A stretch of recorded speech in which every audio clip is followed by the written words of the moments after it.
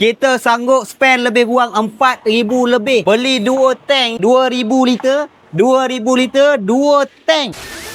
Hari ni malam saya kena datang ke kilang sebab saya nak tengok kita spend lebih kurang RM4,000 lebih untuk simpan ayak saja.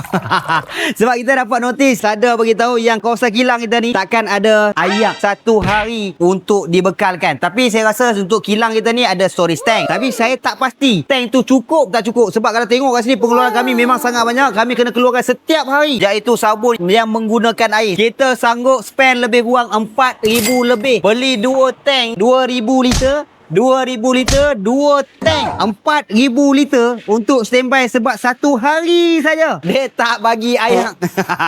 Tapi insyaAllah lah kita hopefully bila kita pengeluaran sangat banyak, kita kena standby storage yang mencukupi. Kita spend untuk mungkin yang sehari yang kita guna, mungkin nanti kita kena guna juga. So kita spend saja 4,000 lebih. Hopefully dia datangkan satu benda yang positif for the long term. Alright. Sebab nanti sebab memang sabun kena guna air yang banyak untuk kita keluarkan. Kat sini sebab apa saya tak harap dengan tank yang ada dekat kilang ni. Kalau tengok dekat kawasan kilang kita ni banyak, ada pelbagai semua jenis kilang. Kat sini ada lebih kurang 30 ke 50 kilang yang ada dalam kawasan ni yang berkongsi satu tank ayak yang sama. Saya tak rasa dia mencukupi lah untuk kami ni untuk keluarkan stok sabun yang cukup setiap hari. Pertama-tama sekarang ni kita tengah buat fenomena yang sabun kami ni buat campuran supaya dapatkan kepala sabun. Sebab kami pakai wangi perfume. That's why bila pengeluaran sangat banyak, saya kena bertanggungjawab. Tak ada istilah tak ada boleh keluarkan. Kilang kena hari-hari keluarkan produce. So memang kita spend 4,000 lebih untuk beli 2 tank tu saja untuk simpan ayak. Anda rasa berbaloi tak saya spend 4,000 lebih? Dan notis yang saya dapat ni pun katanya satu sungai petani tak ada ayak. Betul ke tak betul? So anda yang mana kat rumah tu spend tak ayak? Tambah-tambah anda yang peniaga-peniaga ayak lah, peniaga makanan, yang tolonglah standby tank sebatu besar yang at least bila kita nak gunakan, kita ada storage yang kita boleh simpan. InsyaAllah. Tak apa, yang tu tak rugi. Kita spend untuk masa depan. Boleh? Orang sungai tadi dah standby belum ayak? Sila komen kat bawah.